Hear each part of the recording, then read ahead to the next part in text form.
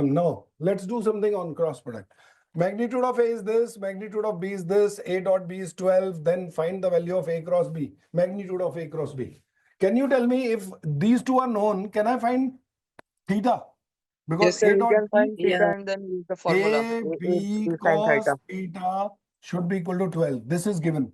So cos theta should be equal to 12 upon 10 and 2.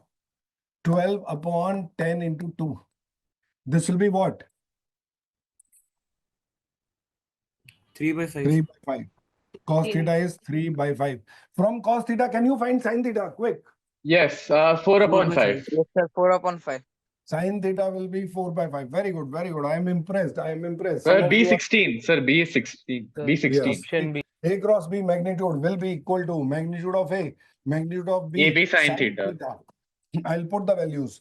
So 10 into 2 into 4 by 5, which will be 60. 6. Correct answer.